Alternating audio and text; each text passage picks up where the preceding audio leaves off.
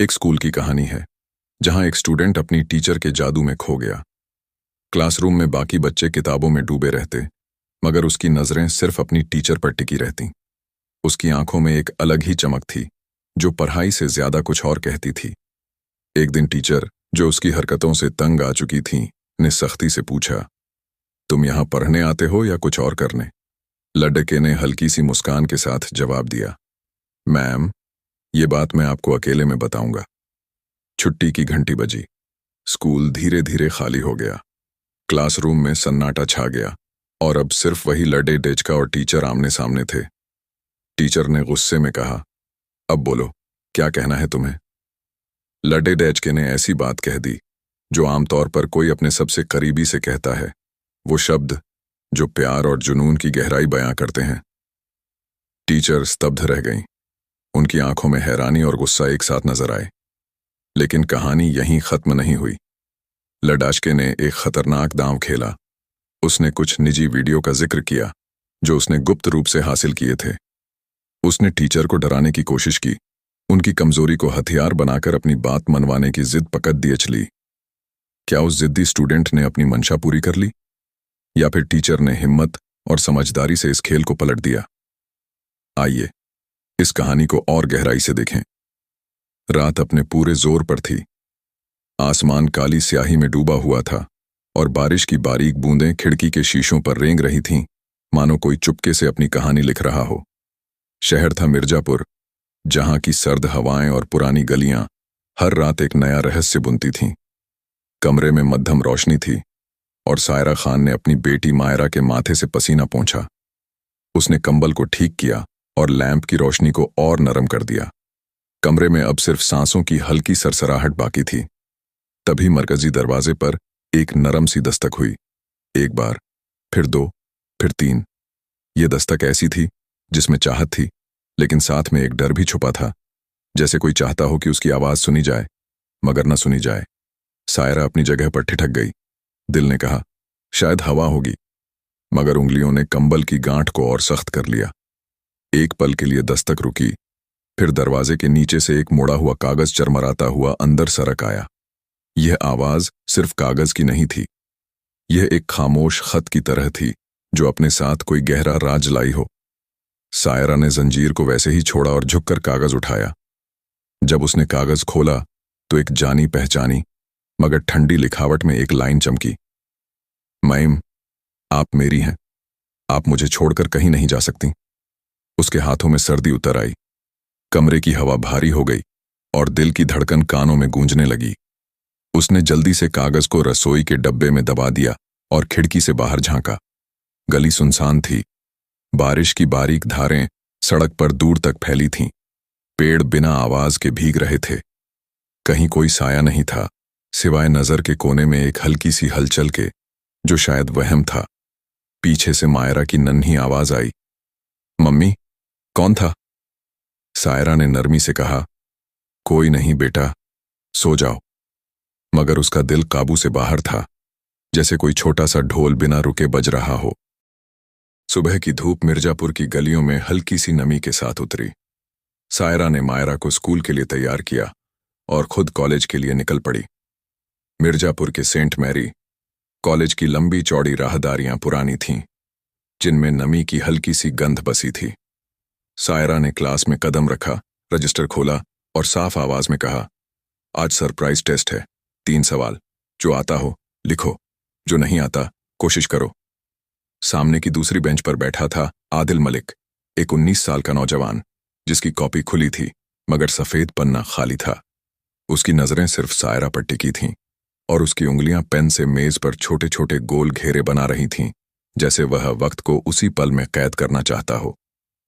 सायरा उसके पास गई। आदिल, शुरू करो, उसने हल्का सा मुस्कुराते हुए कहा। शुरू तो हो ही चुका है मैम, सायरा ने सख्त लहजे में कहा। पढ़ाई शुरू करो, नजरें कॉपी पर रखो, मुझ पर नहीं, तुम मेरे स्टूडेंट हो। उसका लहजा नरम था मगर उसमें एक साफ लकीर थी। टेस्ट खत्म हुआ और सायरा ने कॉपियां समेटी। बाहर निकलते वक्त उसे लगा जैसे कोई नजर उसकी पीठ को छू रही हो। उसने खुद से कहा, वहम है, मगर वहम की अपनी एक ताकत होती है जो दिल को चैन नहीं लेने देती। स्टाफ रूम में बाकी टीचर्स चाय की चुस्कियों के साथ हंसी मजाक कर रहे थे।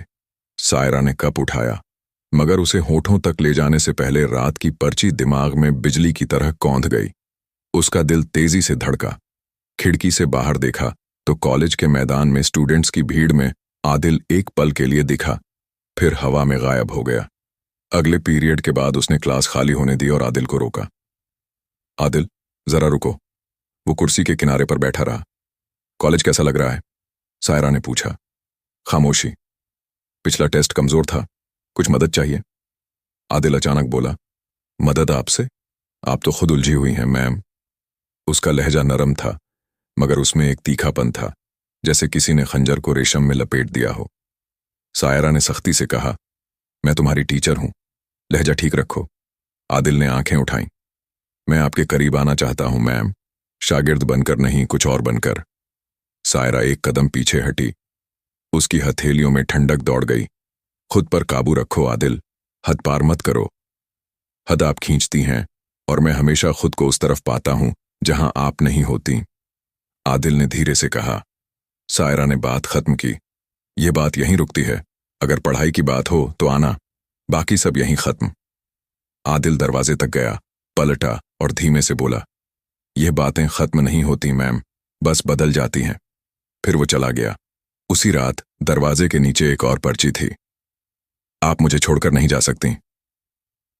सायरा ने पर्ची को मुट्ठी में मसल दिया। उसका दिल कह रहा था, मैं छोड़ूंगी नहीं, मैं खत्म करूंगी। अगली सुबह वो कॉलेज की लाइब्रेरी के एकांत कोने में गई। उसने आदिल को मैसेज भिजवाया, 5 मिनट, सिर्फ पढ़ाई की बात। आदिल आया। उसके होठों पर वही आधी मुस्कान थी। यह खत्म होगा आदिल, सायरा ने कहा। तुम क्लास में पढ़ो, मुझसे दूरी रखो। आपने कहा था पढ़ाई की बात, आदिल ने जवाब दिया। आप खुद से झूठ बोल रही हैं मैम, सायरा ने सख्ती से कहा। मैं शादीशुदा हूं, मां हूं और तुम्हारी टीचर हूं। कॉलेज की पॉलिसी और कानून दोनों के तहत यह रिश्ता नामुमकिन है। आदिल ने कहा, मैं 19 साल का हूं, अपने फैसले खुद ले सकता हूं। सायरा ने जवाब दिया, तुम मेरे स्टूडेंट हो, यह काफी है। अगर बाज नहीं आए तो मैं औपचारिक शिकायत करूंगी। आदिल ने उसे चंद सेकंड देखा, फिर धीरे से बोला, शिकायत से चाहत नहीं रुकती मैम, और वो चला गया। शाम को सायरा की कार के विंडशील्ड के नीचे एक लिफाफा था। अंदर एक छोटा सा दिलनुमा स्टिकर और एक चिट। आज शाम 5:30, वही जगह। सायरा ने लिफाफा मुट्ठी में बंद किया। उसने खुद से कहा, अब या कभी नहीं। पुराने ऑडिटोरियम के पीछे, जहां पेड़ों की छाया जमीन पर टूटी लकीरें बनाती थीं, सायरा रुकी। उसने सांसें संभाली, तभी कदमों की आहट सुनाई दी। आदिल सामने था। आप आईं, मुझे यकीन था। मैं खत्म करने आई हूं, सायरा ने कहा। आदिल एक कदम करीब आया। जो शुरू हो चुका है उसे पूरा करना पड़ता है। उनके बीच चंद इंच का फासला रह गया। आप मुझे झुठला नहीं सकती, उसने कहा। सायरा की सांसें तेज हुईं, मगर उसने जवाब दिया, मैं तुम्हारी टीचर हूं, यही मेरा जवाब है। आदिल ने उसका हाथ छूने की कोशिश की। एक पल को सायरा ठिठकी, मगर फिर उसने हाथ झटक दिया। यह गलत था, दोबारा नहीं होगा। आदिल मुस्कुराया। आप चाहकर भी इनकार नहीं कर सकी, यही काफी है। सायरा तेज कदमों से निकली। कार में बैठकर उसने आईने में खुद को देखा। आंखें नम थीं, चेहरा टूटा हुआ। उसी रात उसने अपने स्टडी टेबल पर एक सफेद लिफाफा रखा। अंदर एक पत्र, मैंने गलती की, मैं हदें दोबारा कायम कर रही हूं, और एक इस्तीफा। अगर बात काबू से बाहर हो तो यह जमा होगा। अपने पति इरफान के नाम एक नोट। अगर मैं शाम तक घर न लौटूं तो यह लिफाफा प्रिंसिपल को दे देना। अगले दिन आदिल बदल चुका था। कॉलेज की राहदारी में वो रुककर कहता, डरने की जरूरत नहीं मैम, आप मेरी हैं। क्लास में उसकी सरगोशियां, वो एक पल हमेशा रहेगा। कुछ स्टूडेंट्स ने सायरा और आदिल के बीच की अजीब सी तनातनी को भांप लिया। एक लड़की ने हंसकर पूछा, मैम, आपके फैन क्लब है क्या? सायरा के गालों पर गर्मी चढ़ी, फिर वो सर्द पड़ गई। शाम को उसने इरफान से पूछा, कभी लगता है हमारे बीच दूरी आ गई है? इरफान ने अखबार नीचे रखा। होता है सायरा, मगर बात ना करें तो ये दूरी दीवार बन जाती है। फिर हिचकते हुए बोला, चाय बनाऊं? ये छोटा सा सवाल एक पुल था जो सच्चाई से बना था। एक रात सायरा और मायरा बाजार से लौटे। पार्किंग की सीढ़ियों पर उसे लगा कोई पीछा कर रहा है। पलटकर देखा तो दूर आदिल खड़ा था। मायरा ने मासूमियत से पूछा, मम्मी, वो लड़का हमें क्यों देख रहा है? सायरा ने कहा, कोई नहीं बेटा। मगर उसने घर की सारी खिड़कियां बंद कर दी, पर्दे गिरा दिए। खौफ की रग और गहरी हो गई। रात गए, एक अनजान नंबर से फोन आया। दूसरी तरफ आदिल था। मैम, आप मुझे भूल नहीं सकती? कल मिलेंगी, वरना सबको सच बता दूंगा। सायरा ने फोन रखा, लंबी सांस ली और लैपटॉप खोला। उसने पर्चियों, विंडशील्ड पर रखे पत्ते, कार की खरोंच की तस्वीरें बनाई, वक्त और तारीख नोट की। फिर एक ईमेल ड्राफ्ट किया। Subject, boundary violation and safety concern. प्राप्तकर्ता, प्रोफेसर नाजिया सिद्दीकी। संक्षिप्त मगर ठोस शब्द, ये हुआ, ये निशानियां, ये वक्त। मैं अपनी गलती मानती हूं, मगर अब हदें कायम कर रही हूं। मदद और कार्रवाई चाहिए। ईमेल भेज दी। अगली सुबह प्रोफेसर नाजिया ने सायरा को स्टाफ रूम के एक कोने में बिठाया। न कोई ताज्जुब, न कोई नैतिक लेक्चर, सिर्फ सख्त शब्द, तुम अकेली नहीं हो। पहले सुरक्षा, फिर तरीका। उन्होंने सिक्योरिटी ऑफिस को कॉल किया। पार्किंग रजिस्टर चेक हुआ, सीसीटीवी फुटेज देखे गए और काउंसलिंग सेल से पहली मीटिंग तय हुई। सायरा ने पहली बार महसूस किया कि कागज और संस्थान कभी कभी शरीर की दीवार बन जाते हैं जो आसानी से नहीं टूटती। पीरियड के बाद आदिल फिर सामने था। 5 मिनट, वरना मैं सब बता दूंगा, सायरा ने कहा। यहीं कह दो, अब बंद कमरे नहीं। आदिल ने उसका हाथ छूने की कोशिश की। सायरा ने एक कदम पीछे हटकर कहा, यह तुम्हारा आखिरी मौका है। अब औपचारिक शिकायत होगी। कॉलेज का नियम साफ है, स्टूडेंट और टीचर के बीच निजी रिश्ता मना है। जिम्मेदारी मेरी है और हद तुम्हें माननी होगी। आदिल हंसा, मगर उस हंसी में पहली बार कंपन था। अगर आप चुप रहीं तो लोग खामोशी को सच मान लेते हैं। मैं वो सच बना सकता हूं। सायरा ने उसकी आंखों में देखकर कहा, सच हकीकत से बनता है, मैं झूठ के पीछे नहीं छिपूंगी। उसी रात सायरा की कार के पिछले टायर में हवा कम थी। सिक्योरिटी गार्ड ने बताया कि एक लड़के जैसा साया कैमरे के किनारे से गुजरा था। चेहरा धुंधला था। कौन हो सकता है? गार्ड ने पूछा। सायरा ने कंधे उचकाए। अगर जानती तो ये सब न होता। अंदर एक दुआ थी कि यह सिलसिला और न बढ़े। हॉस्टल में आदिल अपने कमरे में लेटा था। उसका रूममेट ताहिर किताब बंद करते हुए बोला, क्या मसला है आदिल? दिन से अजीब सा है। आदिल ने कहा, कुछ नहीं। ताहिर ने हंसते हुए कहा, जो आंखों में इतना शोर रखता हो वो कुछ नहीं नहीं कहता। आदिल ने बात टाल दी, मगर रात को उसने दिल में एक खत लिखा। मैं यहां तक क्यों पहुंच गया? शायद इसलिए कि किसी ने मुझे देखा और मैंने देखे जाने को चाहत समझ लिया। अगले दिन कॉलेज की राहदारी में एक अफवाह ने हवा पकड़ ली। किसी ने पुराने ऑडिटोरियम के पास की एक धुंधली तस्वीर व्हाट्सएप ग्रुप में डाल दी थी, जिसमें सायरा और आदिल दूर से दिख रहे थे। चेहरों की पहचान मुश्किल थी, मगर कैप्शन जहरीला था। सच क्या है? सायरा का गला सूख गया। प्रोफेसर नाजिया ने कहा, खामोश रहो, हम प्रोटोकॉल फॉलो करेंगे। सिक्योरिटी ने लिंक सुरक्षित किया। आईटी सेल ने ग्रुप एडमिन को नोटिस भेजा और एक आंतरिक मीटिंग तय हुई। मीटिंग में प्रिंसिपल डॉ. रुखसार अहमद ने सब सुना। न कोई डांट, न कोई बचाव, सिर्फ इतना कहा, हम संस्थान हैं, किरदार नहीं। हमारा काम सुरक्षा और सच है। अकेले क्लास न लो, दरवाजा खुला रखो। कोई भी असामान्य हरकत हो तो लिखित में बताओ, और हां, मायरा की सुरक्षा को प्राथमिकता दो।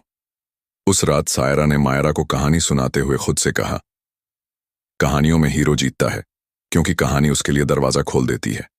जिंदगी में दरवाजे के साथ ताला भी होता है। मायरा सो गई, मगर सायरा देर तक दरवाजे को देखती रही, जैसे किसी अनाम डर को नाम देना चाहती हो।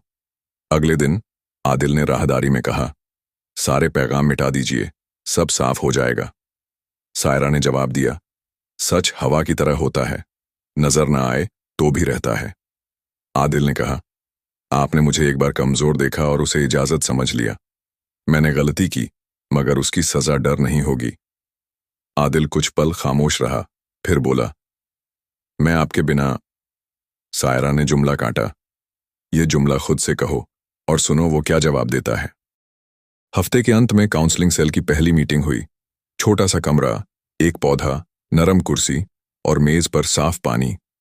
काउंसलर ने पूछा, आप इस एहसास को क्या नाम देंगी? सायरा ने कहा, शर्मिंदगी। काउंसलर ने पूछा, शर्मिंदगी क्या कहती है? कि मुझे सजा मिलनी चाहिए। और मायरा क्या कहती है? वो कार्ड खेलना चाहती है। काउंसलर ने कहा, तो सजा और खेल के बीच एक ऐसी जगह चुनो जहां जिंदगी चल सके। उसी रात सायरा की कार के वाइपर के नीचे एक यूएसबी मिली। अंदर एक ऑडियो था, उस दिन की रिकॉर्डिंग, जब लाइब्रेरी के पीछे वो पल हुआ था। सायरा की हिचकियों भरी सांसें, उसका यह गलत था, और बीच में आदिल की धीमी आवाज। पृष्ठभूमि में कपड़ों की रगड़ और पंखे की भनभनाहट थी। सायरा के जिस्म में सर्दी उतर गई। उसने सोचा, यह रिकॉर्डिंग किसने की? उसने तुरंत सिक्योरिटी को बताया और प्रोफेसर नाजिया को मेल किया। जवाब आया, सुरक्षित रखो, शेयर मत करो, आईटी सेल देखेगी। उसी शाम आदिल का मैसेज आया, आज 5 थई, न आई तो ऑडियो शेयर कर दूंगा। सायरा ने फोन बंद किया और इरफान के पास गई। मुझे तुमसे बात करनी है। उसने पूरी कहानी नहीं सुनाई, सिर्फ इतना कहा कि एक स्टूडेंट परेशान कर रहा है। वो अपनी गलती मानती है, मगर अकेले नहीं लड़ सकती। इरफान ने अखबार नहीं उठाया। उसने सुना और कहा, हम दोनों गलतियां करते हैं, मगर बात करें तो गलतियां सीख बन सकती हैं। पुरानी लाइब्रेरी के पीछे सायरा इस बार पहले से खड़ी थी, हाथ में एक फाइल। आदिल आया, उसकी आंखों में जिद थी, मगर थकान भी। ऑडियो, तस्वीरें, पर्चियां, ये सब तुम्हारे पास है, सायरा ने कहा। मैं इन्हें संस्थान को सौंप रही हूं। अगर तुमने मुझे या मेरे परिवार को तंग किया तो यह सब प्रिंसिपल तक जाएगा। मैं अपनी गलती मान लूंगी, तुम जो चाहे कह लो। आदिल ने कहा, आप सोचती हैं कि एतराफ से जीत जाएंगी? सायरा ने जवाब दिया, मैं जीतने नहीं, ठीक होने आई हूं, ये बात खत्म। आदिल खामोश रहा। उसका फोन चमका, पापा का मैसेज। बेटा, कहाँ हो? उसने फोन उल्टा कर लिया। उसकी आवाज भर्रा गई। मैं आपके बिना, सायरा ने कहा, धमकी मोहब्बत का लहजा नहीं। उसने जेब से एक कार्ड निकाला। यह काउंसलर का नंबर है, जाकर बात करो। तुम्हारी जिंदगी एक पल के नशे से बड़ी है। आदिल कुछ कदम पीछे हटा। उसने धीरे से कहा, मैं कोशिश करूंगा। सायरा ने कहा, कोशिश नहीं, तसलसल। आदिल मुड़ गया। उसकी चाल हल्की होती गई और वो पेड़ों की छाया में गायब हो गया। सायरा वहीं खड़ी रही। हवा में नमी थी, मगर अब उसमें धूप की हल्की सी गर्मी भी थी। अगले दिन कॉलेज के नोटिस बोर्ड पर एक सूचना लगी, हदें और सुरक्षा, टीचर्स और स्टूडेंट्स के लिए विशेष सत्र। हॉल में चेहरे अलग अलग थे, कुछ हैरान, कुछ निराश, कुछ अनुभवी। सत्र के बाद एक लड़की ने सायरा से कहा, मैम, कभी लोग देखे जाने को हासिल करने से जोड़ देते हैं और कभी टीचर खुद को दीवार समझ लेता है, जबकि वो भी इंसान है। सायरा ने जवाब दिया, इसीलिए नहीं कहना सीखना पड़ता है, और हां भी, मगर सही जगह पर। घर में इरफान मायरा के साथ कार्ड खेल रहा था। उसने सायरा की तरफ देखकर मुस्कुराया। चाय में अदरक कम थी, मगर वो चाय सायरा के लिए थी। उसने कहा, मैं तुम्हारे साथ थेरेपी के 2 सेशन चलूंगा। शायद हम सीख लें कि बात कैसे करनी है जब बात करना मुश्किल हो। सायरा ने हां में सिर हिलाया। अंदर एक रोशनी थी जो अब स्थिर हो रही थी। हॉस्टल में ताहिर ने आदिल से कहा, कल मेरे साथ चल, एक जगह है जहां लोग सुनते हैं, लेक्चर नहीं देते। आदिल ने पूछा, थेरेपी? ताहिर ने कहा, हां, लोग कहेंगे पागल हूं। लोग शौहर भी होते हैं, बेटियां भी, टीचर भी, हम सब लोग हैं, और हम सब कभी कभी गड़बड़ कर जाते हैं। आदिल ने आंखें बंद की। मैं भी गड़बड़ कर गया था, शायद अब सीधा होना चाहता हूं। 2 दिन बाद सायरा को डाक से एक लिफाफा मिला। अंदर एक चिट, मैं थेरेपी जा रहा हूं। दाखिला मिले या न मिले, मैं अपनी जिंदगी में वापस जाना चाहता हूं। आजादी मोहब्बत का पहला सबक है। आदिल। सायरा ने चिट को बार बार पढ़ा। उसमें किसी के ठहरने की आवाज थी। उसने चिट को दराज में रख दिया। सुबह वो क्लास में दाखिल हुई। बोर्ड साफ था, कोई स्टिकर नहीं, कोई जुमला नहीं। उसने तारीख लिखी, रजिस्टर खोला और कहा, आज हम एक नए सबक से शुरू करते हैं, हद और जिम्मेदारी।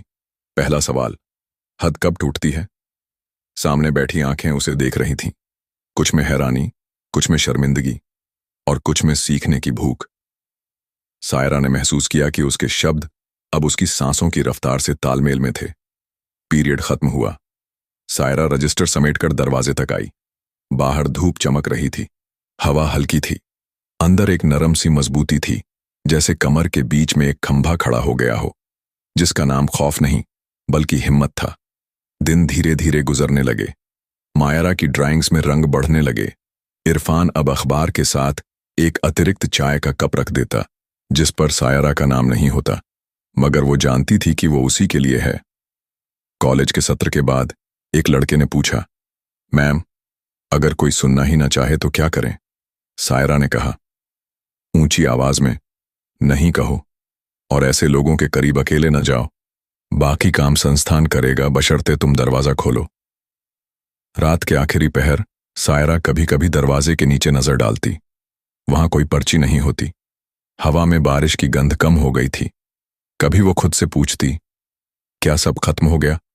फिर खुद को याद दिलाती कि खत्म होना भी एक कला है जिसे सीखना पड़ता है। कुछ चीजें खत्म नहीं होती, वो बस कहीं पीछे बैठकर सांस लेने लगती हैं, और जब तुम उन्हें नाम दे देते हो तो वो कमजोर पड़ जाती हैं। एक दिन मायरा ने नई ड्राइंग बनाई।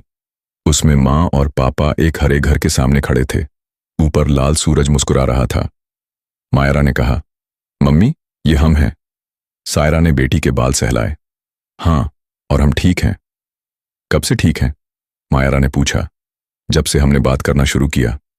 शाम को सायरा पुरानी लाइब्रेरी के पीछे से गुजरी। पेड़ों की शाखें अब भी जमीन पर लकीरें बनाती थीं, मगर उन लकीरों के पार अब एक सीधा रास्ता दिखता था। वो रुकी, हवा में सांस ली और आगे बढ़ गई।